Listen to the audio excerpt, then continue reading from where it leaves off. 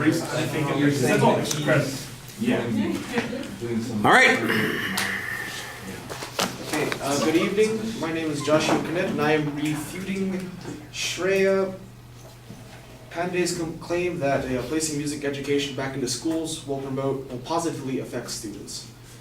Her first claim was that music promotes good habits and fosters creativity, especially in young minds. There is basically no argument with this because there is a practical scientific consensus. In an article written by Eva A. Miand, I'm not going to pronounce that, and Vivke J. Trost for the journal Frontiers in Neuroscience states that there is a close link between language and reading skills and the ability to perceive and produce rhythm, as widely documented by students and children with dyslexia. That was cited by Huss et al. 2011 and Goswami in 2012. Or with attention deficits, as for example, attention deficit hyperactivity disorder. That is from a Ben Pazzi study from 2003. And then they go on to say, who showed difficulties in rhythmic tasks. In fact, priming with a rhythmic sequence facilitates speech processing, and that is from a speech by Carson and Schoen in 2012. The Trost study then states, performance on perpetual discrimination in all sensory domains, as well as motor response tasks, is better when the stimuli is presented isochronously, meaning presented with a rhythm or to music. Well, as you can see, all these studies cited by this other article in journal Frontiers in Neuroscience basically shows that there is a scientific consensus among neuroscientists that music does promote better cognition in terms of getting its information and understanding it. Shreya's second argument is that it encourages students to follow their passions, regardless of whether it's personal or academic. There is a, how can I put it? I'm at a loss for words.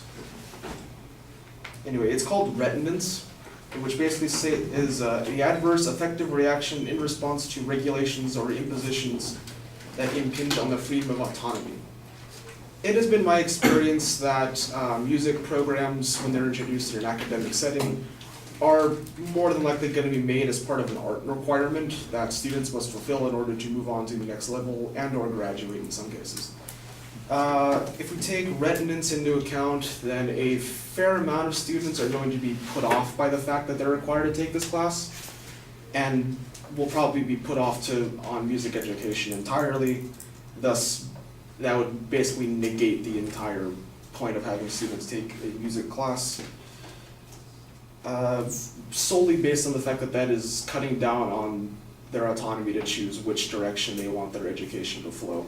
For instance, there's no point in requiring a person that wants to major in STEM to take a music class. If they don't want to, of course. Her third argument was that it improves overall standards of the community. Here, Shreya ignores the fact that this can be done with really any other type of involvement.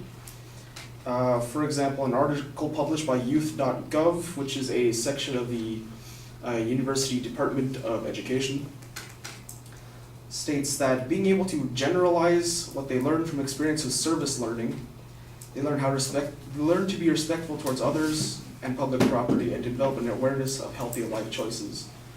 Finally, they learn about cultural diversity and show more tolerance toward ethical diversity.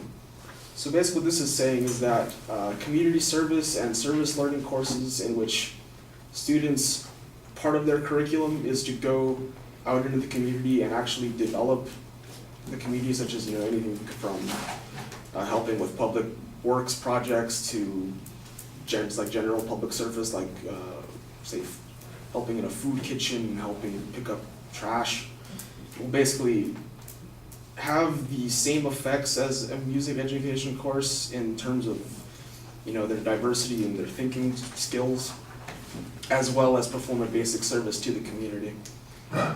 Another quote from the youth.gov article is that researchers have found a statistically significant impact of service learning programs on multiple outcomes, including improved social skills, lower levels of problem and delinquent behavior, better cooperation in the classroom, improved psychological well-being, and the ability to set goals and adjust behavior to reach these goals. So, as you can see, there is really no net difference between music programs and service learning. And as an added benefit, the community gets something. And are there any... That is the end of my speech. Thank you.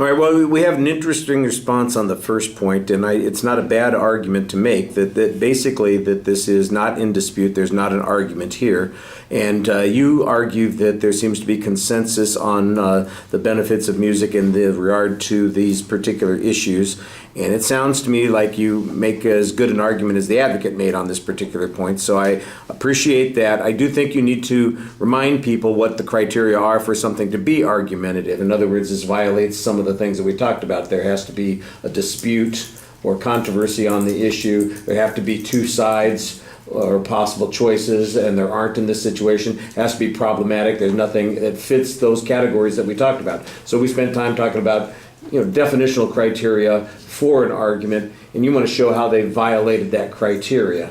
The point that you make, I think, is a good one. I just think that you could make it a little bit more clearly by putting it into the contrast, into the context of saying this is not argumentative, this is just background information. The second point, though, I think you have an interesting theory here that people would be reticent to take these kinds of things if they're being forced to, and you may not get that kind of outcome. And you have hypothetical examples that you're using to prove this, and a theory that you've got. I think it's an interesting point. I just think you need some evidence to support this point. It's mostly asserted here.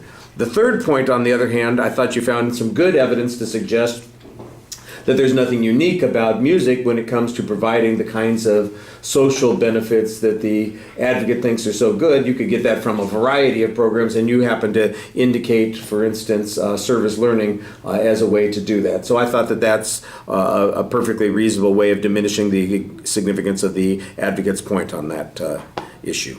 All right, thank you.